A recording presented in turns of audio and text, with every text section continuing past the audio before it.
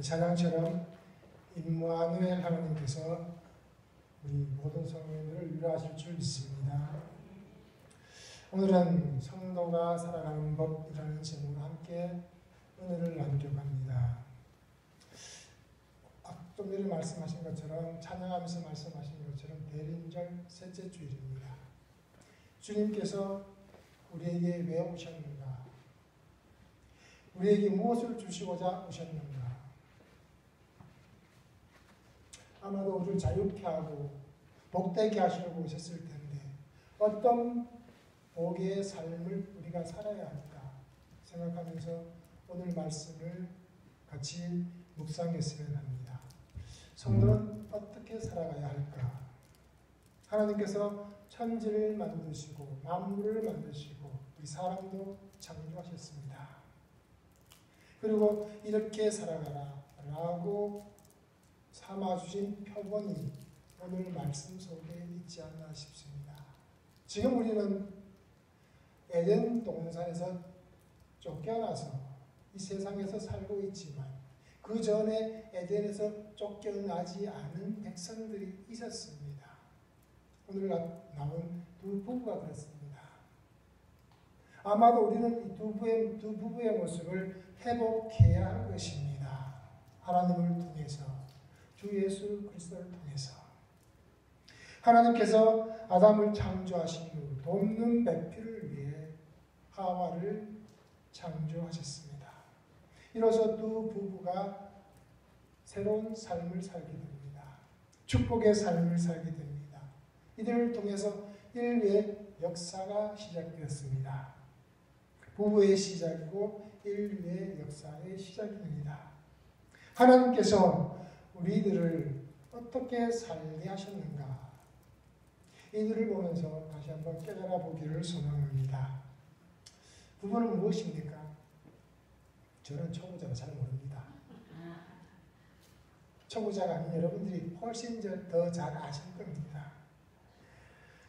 게리 스몰이라는 작가가 쓴 책 가운데 이런 책이 있습니다. 우리 왜 결혼했을까? 결혼 왜 하셨습니까? 결혼 왜 하셨습니까? 저는 아직 잘 모르겠습니다. 여러분에게 여쭤보고 싶습니다. 왜 결혼하셨습니까? 오늘날 청년들은 결혼하려 하지 않습니다.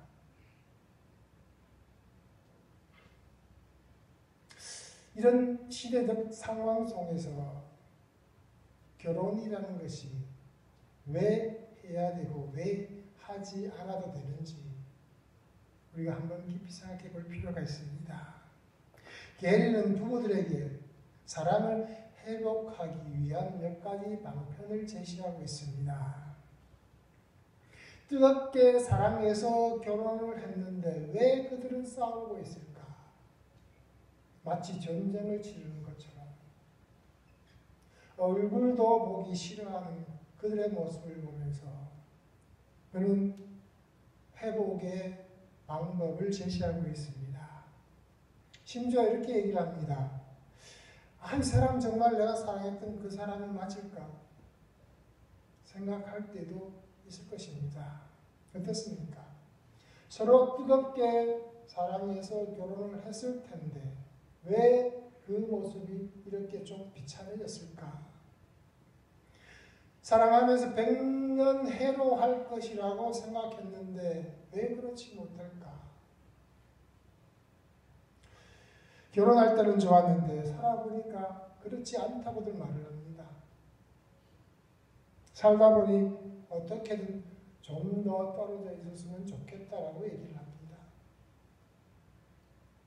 심지어 부인들에게 물어보면 제일 싫은 남편이 누구라고 하죠? 누구죠? 삼식이라고 하죠. 삼식이라고 하죠. 하루 3끼 식사를 다 집에서 하는 남편. 밖에 나가지도 않고 집에만 있는 남편. 사랑했던 사람이라면 조금이라도 더 같이 있는 게 좋을 텐데 지금은 그렇지 않는 부부들이 많다는 것입니다. 게리는 이들에게 그 회복하는 방법을 이렇게 얘기합니다. 첫째는요, 자신의 삶을 먼저 사랑하라고 얘기를 합니다. 자신을 사랑하지 않는 사람은 남도 사랑하기 어렵다는 겁니다. 누군가와 사랑하면서 만족하면서 살려고 한다면 먼저 자신을 사랑하라는 겁니다. 자신의 삶에 불평, 불만이 있으면 누구와 진실로 사랑할 수 없게 된다라고 얘기를 합니다. 자신을 사랑하지 못하면 그 누구와도 원만한 관계를 만들어가지 못한다라고 얘기를 합니다. 자신도 사랑하지 못하는데 남을 어떻게 사랑하겠냐는 겁니다. 정말 그렇습니까? 또 둘째 방법은요, 배우자를 이해하고 존중하라는 겁니다. 자신은 존중받기를 바라면서 남은 존중하지 않는다면 그 가정이 화목할 수 없다는 겁니다. 나와 다른 것을 인정하고 존중하라는 것입니다. 서로 다른 것을 인식하고 또 인정하는 겁니다. 사람들은 다른 겁니다. 틀린 게 아닙니다. 상대방이 틀린 게 아니라 다른 것이라는 사실을 먼저 인식하라는 겁니다. 남편이 아내가 서로 존중하면서 양보할 것은 양보할 줄 알아야 하는 겁니다. 그래야 서로 상처 주지 않는다는 겁니다. 양보하지 않겠다는 마음으로 양보를 포기할 때 두 부부는 끝없이 사투를 벌이게 된다고 합니다. 끝내는 갈라지는 그런 결과까지 초래하게 된다라고 얘기를 합니다. 그러므로 배우자를 먼저 이해하고 존중하라고 얘기를 합니다. 또 다른 해결 방법은요, 환경을 바꾸려 하지 말라는 겁니다. 환경을 바꾸려 하지 말라는 겁니다. 배우자를 바꾸려 하지 말고, 가정을 바꾸려 하지 말고, 직장을 바꾸려 하지 말라는 겁니다. 즉, 바꿔야 할 것은 자기 자신이라는 겁니다. 보편성 속에 진리가 있다고 얘기를 합니다. 상식적이고 보편적인 방법 속에 진리가 있다는 겁니다. 세상은 쉽게 바뀌지 않습니다. 상대방도 쉽게 바뀌지 않습니다. 내가 바꾸어지는 것이 가장 빠른 방법입니다. 내 마음이 문제라는 겁니다. 내가 마음을 어떻게 쓰느냐에 따라서 어떻게 보면 상황이 바뀌어질 수도 있다는 겁니다. 그러므로 나 자신을 먼저 바꾸려고 노력하라고 얘기합니다. 마지막으로 중요한 해결 방법은 다들 아시다시피 대화입니다. 대화입니다. 특히 칭찬을 많이 하라고 얘기를 합니다. 흔히 우리가 얘기를 합니다. 칭찬은 고래도 춤추게 한다고 얘기를 합니다. 그런데 우리 사람들을 보면 칭찬을 잘 못합니다. 잘 하지 않습니다. 대부분 보면 안 좋은 모습들을 꼬집기 더 바쁜 것 같습니다. 좋은 말을 많이 하면 보다 쉽게 문제가 해결될 수 있다고 합니다. 그렇습니다. 물론 해결 방법은 이 네 가지 방법 외에도 다른 방법이 참 많을 것입니다. 그러나 오늘 드린 이 네 가지 방법 중에 여러분이 가장 마음에 드는 방법은 무엇입니까? 상황에 따라, 케이스에 따라 다를 수 있습니다. 그래서 책의 제목처럼 가장 중요한 것은 우리 왜 결혼했을까? 자신에게 다시 물어보고 돌아보는 것이 가장 중요하지 않을까라는 생각을 해보게 됩니다. 한번 다시 질문 던져보겠습니까? 왜 결혼하셨습니까? 왜 결혼하셨습니까? 저는 제 아내와 결혼할 때 좋은 말 한마디로 결혼을 했습니다. 사랑해서 결혼하는 것이 아니다. 사랑하려고 결혼을 한다. 라고 얘기를 햇섭 덜했습니다. 그래서 지금도 사랑하기 위해서 노력하고 있습니다. 대부분의 분들은 그럴 겁니다. 아직 신혼이라서 그래 라고 얘기하실 수도 있습니다. 그러나 저는 그 생각을 끝까지 가져가려고 노력하고 있습니다.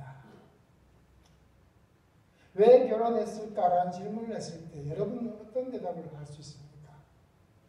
어떤 대답을 하겠습니까? 아마도 이거 아니겠습니까? 사랑해서 결혼했습니다. 우리가 생각을 좀 바꿔야 될 필요가 있습니다.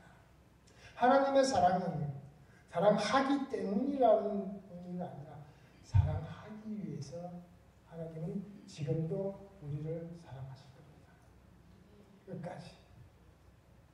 오늘 이 두 부부의 얘기를 보면서 하나님은 어떻게 우리가 살기를 바라실까를 살펴볼 수가 있다고 저는 생각하는 것입니다. 이들의 모습 속에서 우리 성도들이 모습이 바뀌어지면 정말 이 땅이 조금 더 하나님 나라와 가까워지는 그런 놀라운 결과가 일어나지 않을까라고 저는 생각하는 것입니다. 단지 사랑했기 때문이 아니라 꾸준히 노력하는 그런 사랑이 되어진다면 이 땅에 하나님의 나라가 조금 더 가까워지지 않을까. 그렇습니다. 부부는 둘 중 한 사람이라도 사랑을 포기하기 시작하면 참으로 어려워집니다. 그런 가정들이 우리 주위에도 사실 많고요. 특히 우리 그리스도인들은 하나님 나라의 예표가 되는 사람들입니다. 증거하는 사람들입니다. 그렇기 때문에 그렇게 살기 위해서 노력해야 된다고 저는 생각을 하는 겁니다. 사랑하기 위한 결혼이 되었으면 좋겠습니다. 사랑은 끝이 아니라 시작이기 때문입니다. 사랑하기에 결혼한다가 아니라 이제 사랑을 시작해보겠다라는 결심으로 만남을 이어가고 교제를 이어간다라고 저는 생각하는 겁니다. 이런 맥락에서 오늘 본문 속에 두 사람을 살펴보겠습니다. 부부의 이야기를 성도들의 삶에 비추어 보고자 하는 겁니다. 하나님께서 처음 아담을 지으시고 혼자 있는 것이 보기 좋지 않았다라고 말씀합니다.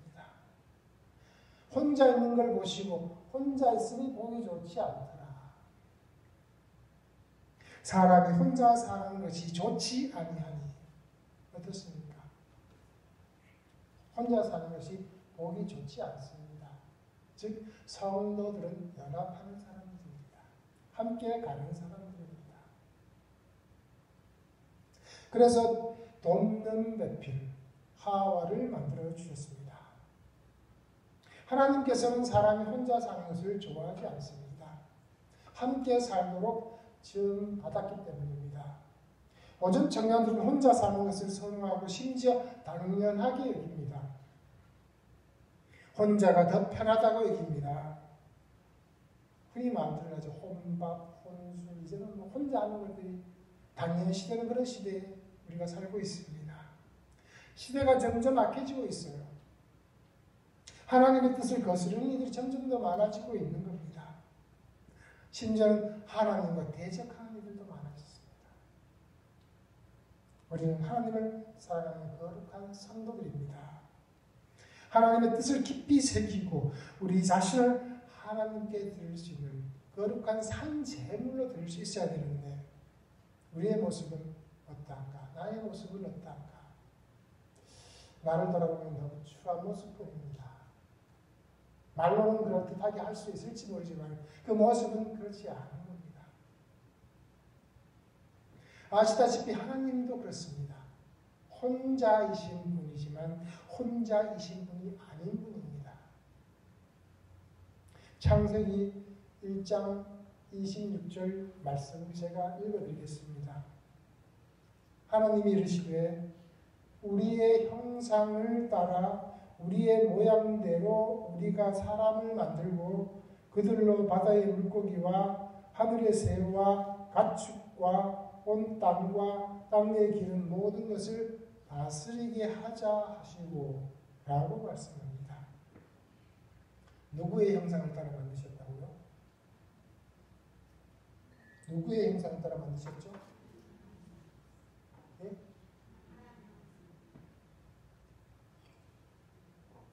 제가 잘못 읽었나 봅니다. 우리의 형상을 따라 우리의 모양대로 우리가 사람을 만들고, 자, 누구의 형상을 따라요? 우리의 형상을 따라. 하나님이 말씀하시기를 우리의 형상을 따라. 한 분이시지만 삼위일체의 하나님, 삼위격이신 하나님, 그분을 따라 우리를 만드셨어요. 하나님은 스스로를 우리라고 말씀하고 있습니다. 세 분 위격으로 계시면서 한 분으로 계시는 하나님, 삼위일체의 하나님이죠. 그분이 우리의 삶을 보여주고 있는 겁니다. 이러한 하나님의 모습처럼 우리도 함께 어우러진 모습으로 살아야 한다는 겁니다. 흔히 믿음이 좀 있는 분들 중에서 말씀 인터넷으로 듣고 그냥 믿음 생활하면 되지라고 하는 분들이 있습니다. 하나님의 뜻에 맞지 않은 겁니다. 하나님의 뜻에 합하지 않는 겁니다. 어울리면서 좋아하면서 살아야 하는 겁니다. 삼위일체 하나님께서 그것을 보여주고 계신 겁니다. 우리의 교제 가운데서 하나님의 아름다움을 보십니다. 우리의 조화로움을 보시고 하나님을 기뻐하십니다. 우리의 연합을 보고 하나님께서 보기 좋았더라 하시는 겁니다. 하나님의 뜻은 조화와 어울림이 있다는 것을 우리는 깨달아야 할 것입니다. 하나님께서 사람이 함께 살도록 그렇게 지으셨던 겁니다. 그렇게 우리를 함께 살도록 하셨으니까 우리 성도들은 그렇게 살기 위해서 노력해야 하는 겁니다. 인터넷이나 동영상을 보고 말씀도 꺼내받으면 됐지라고 할 것이 아니라 하나님의 말씀처럼 어우러져 사는 그런 모습이 되어야 할 것입니다. 공동체를 이루고 연합하고 좋아하는 것이 하나님의 뜻일 것입니다. 또 한 가지, 하나님은 우리를 돕는 배필로 지으셨습니다. 오늘 말씀을 보면 마치 하와가 아담만 도와야 되는 사람처럼 생각하지만 그렇지 않습니다. 어느 누구도 마찬가지입니다. 우리를 돕는 배필로 이 땅에 부르셨다는 겁니다. 여기 계신 성경들 중에는 이미 배우자를 만나신 분도 있고 아직 만나지 않은 분도 있겠지만 누군가는 돕는 배필로서 지음받아서 보내졌다는 것입니다. 누군가를 돕기 위해서 이 땅에 보내졌고 이 교회에 보내졌고 내가 다니는 직장에 보내졌다는 겁니다. 하나님께서 그냥 보내시는 것이 아닙니다. 이 본문을 잘못 해석하게 되면 여자는 남자를 도와야 돼 라고 생각하는데 그것은 아닌 것입니다. 사람은 누구나 다른 누군가를 돕도록 지음받았습니다. 생명을 풍성하게 누리는 것은 하나님의 목적이 있습니다. 하나님의 목적이 있습니다. 하나님의 영광을 위해서 우리를 쓰시고자 하는 목적이 있습니다. 그 목적이 무엇이겠습니까? 그 결과는 하나님의 영광을 위해서. 그럼 어떻게? 하나님의 뜻에 합당하게 살아야 되는 것입니다. 그냥 지음받은 게 아닙니다. 하나님의 영광을 위해서 지음받았기 때문에 우리가 그렇게 살아야 하는 겁니다. 하나님이 보내신 그곳에서 누군가를 도우며 사는 겁니다. 열심을 품고 사는 겁니다. 그것이 하나님의 뜻이고 그것이 하나님의 영광을 위한 길인 것입니다. 그렇습니다. 우리 모두가 돕는 자로서 이 땅에 보내졌고 하나님의 부르심을 받았다는 것을 기억하는 저와 여러분 되시길 바랍니다. 본문에서의 표현은 돕는 배필이라고 얘기를 합니다. 돕는 배필. 영어로는 help라고 합니다. help는 산악지대에 가면 많이 볼 수 있습니다. 산악인들을 돕기 위해 존재하는 사람들. 배낭을 져주고 짐을 들어주고 같이 길을 같이 뚫어주는 사람들 헬퍼라고 합니다. 단순히 그분만 도와주는 역할을 감당합니다. 우리가 이 땅에 보내진 것은 하나님께서 보내신 것은 또 하와를 만드신 것은 또 아담을 만드신 것은 헬퍼로서 돕는 배필로서 돕는 이로서 보내졌음을 우리가 깨달아야 할 것입니다. 교회로서가 아니라 이 땅을 돕는 자로서 아직도 믿지 못하는 이들을 돕는 이로서 보내졌다는 것을 깨닫는 저와 여러분 되시기를 소망합니다. 여자를 만드셔서 아담에게 헬퍼로 보내셨던 것처럼 우리는 이 땅에 헬퍼로서 그렇게 살아가는 우리 성도들이 됐으면 하고 소망해 봅니다. 내 삶의 자리가 어디인가? 어떤 모습으로 살 것인가? 하나님이 나를 이 땅에 보내신 목적은 무엇인가? 우리 깊이 고민해야 할 것입니다. 그리고 또 한 가지, 성도는 함께하는 이들과 한 몸이 되기 위해 노력하는 존재들입니다. 창세기 2장 23절을 보면 아담은 하와에 대해서 이는 내 뼈 중에 뼈요 살 중에 살이라고 고백을 하고 있습니다. 내게 가장 소중한 것으로 만들어진 사람이 내 이웃이라는 겁니다. 여러분 옆에 있는 분들이라는 겁니다. 우리는 한 몸이기 때문에 한 아버지를 둔 한 몸의 사람들이기 때문에 예수 그리스도를 머리로 둔 한 지체들이기 때문에 내 가장 소중한 것으로 만들어진 이들이 바로 내 옆에 있는 분들이라는 의식을 해야 합니다. 우리는 흔히 얘기를 합니다. 한 가족이라고 얘기를 합니다. 실제로 그러기는 어렵다 하더라도 우리는 그런 마음가짐으로 살아야 할 것입니다. 한 걸음 더 깊이 들어가면 내가 돕고 있는 사람, 그가 바로 나라는 것입니다. 그 사람이 나의 거울이라는 것입니다. 나를 돕는 사람, 그가 바로 나라는 것입니다. 한 몸이 된다는 것은 바로 그런 것입니다. 하나가 되는 것입니다. 우리가 돕는 사람, 우리가 도우는 사람, 모두가 곧 나라는 그런 존재의식이 필요할 것입니다. 예수 그리스도를 머리로 하는 한 몸을 이루어가는 그런 존재들인 것입니다. 오늘 본문 말씀 24절에 남자가 부모를 떠나 그의 아내와 합하여 둘이 한 몸을 이룰지로다. 이것이 결국은 한 부부의 얘기였지만 우리의 성도 또한 그렇게 한 몸을 이루어가는, 연합하여 한 몸을 이루어가는, 하나가 되어가는 그런 성도가 되어야 할 것입니다. 참으로 어려운 말씀일 수 있습니다. 성도들이 아버지 하나님으로 인하여 한 가족이 되고 예수 그리스도를 통해 한 몸을 이루어간다는 것 쉽지 않습니다. 하나님의 은혜가 사실 필요할 겁니다. 아담과 하와가 한 몸을 이루어서 하나님을 기쁘시게 하는 존재가 되는 것. 그것이 하나님이 두 부부에게 바라는 것이었을 겁니다. 하나님은 우리에게 바라시는 것은 무엇일까요? 하나님은 우리에게 무엇을 바라실까요? 이와 이 두 부부의 모습과 저는 별반 다르지 않을 것이라고 봅니다. 하나 되어서 서로 돕고 도움을 받고 또 그렇게 하나로 연합되어가는 모습, 그것이 하나님이 기뻐하시는 그런 모습이 아닐까 저는 생각하는 것입니다. 그게 바로 작은 공동체인 가정의 모습입니다. 더 나아가서는 교회의 모습입니다. 서로 돕고 돕는 공동체, 그런 모습으로 나아가는 것입니다. 그것이 교회인 것입니다. 우리 모두가 한 몸이 되어 돕기 위해 힘쓰고 애쓰는 그런 성도가 되어가는 것입니다. 예수 그리스도께서 오시기를 기다리는 대림절입니다. 예수 그리스도께서 이 땅에서 하나님의 나라를 이루고자 하셨습니다.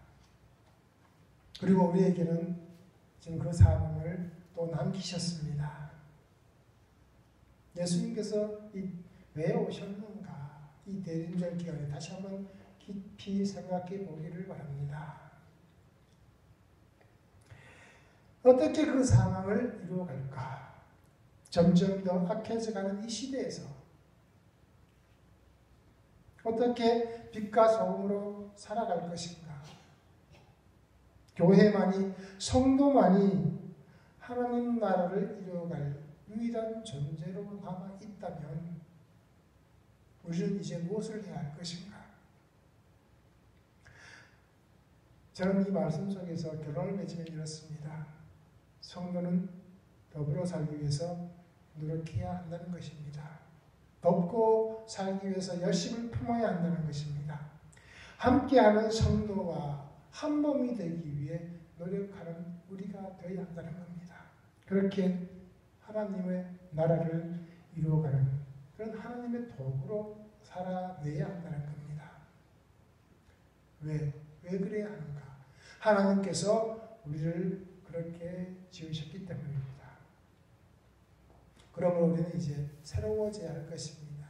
이 주님이 오시는 대림절을 맞이해서 이때를 시작으로 다시 새로워져야 할 것입니다.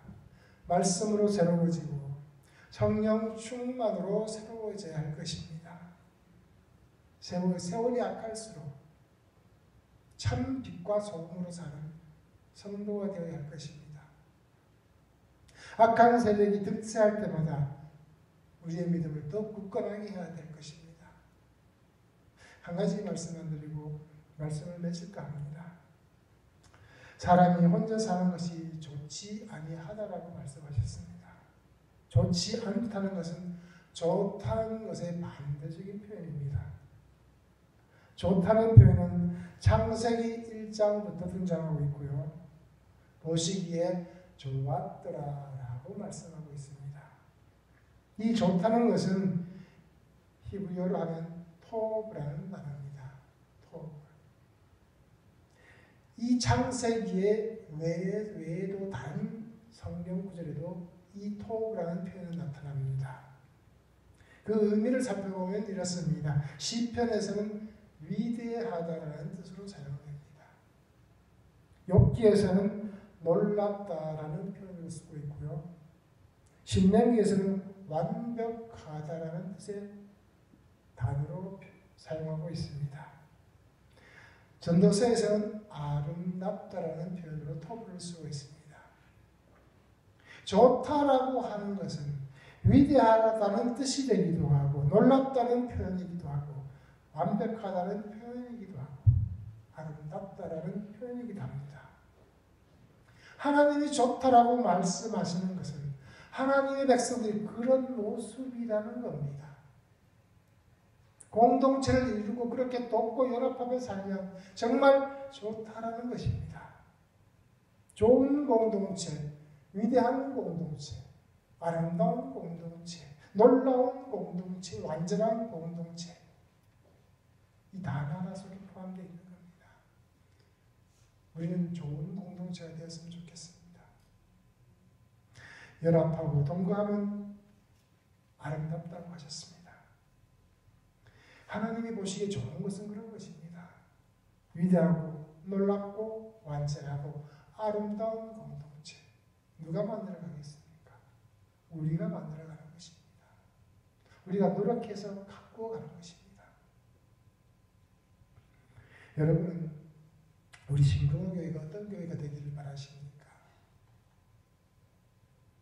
오늘 이 토브라는 단어가 보여주는 것처럼 정말 멋진 공동체가 되었으면 좋겠습니다. 하나님의 뜻하심이 이루어지는 공동체. 대림절을 지나고 있습니다. 예수 그리스도께서 오시기를 기다리고 있습니다.